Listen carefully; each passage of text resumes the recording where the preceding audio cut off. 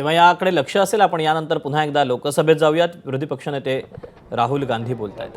क्या हो गया? आपसे माफी की मांग पार्टी है वो माफी कर कह रहे तभी बोलने देंगे। जिस तरह से किरण रिजिजू कह रहे हैं कि राहुल माफी मांगे तभी हम बोलने देंगे। देखते हैं।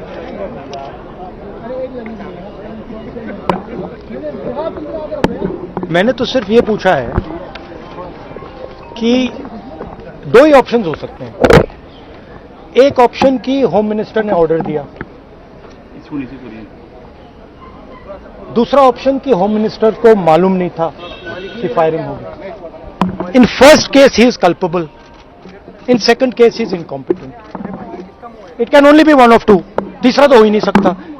या होम मिनिस्टर को मालूम ही नहीं था कि गोली चल रही है, उसका मतलब है कि ही is incompetent. Otherwise he ordered it, in which case is culpable. मैं यही बोल रहा हूं, तीसरी बात तो ही नहीं।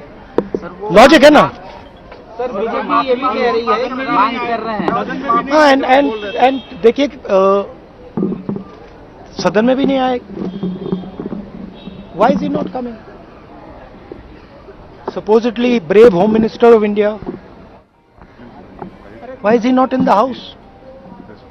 If he is not done anything, if he is not done anything, अगर कुछ नहीं किया, कोई ऑर्डर नहीं दिया, तो फिर बस सफाई दे दें कि मैंने ऑर्डर नहीं दिया।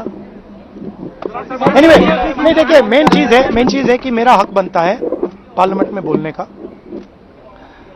और ये मुझे हक दिया जाना चाहिए।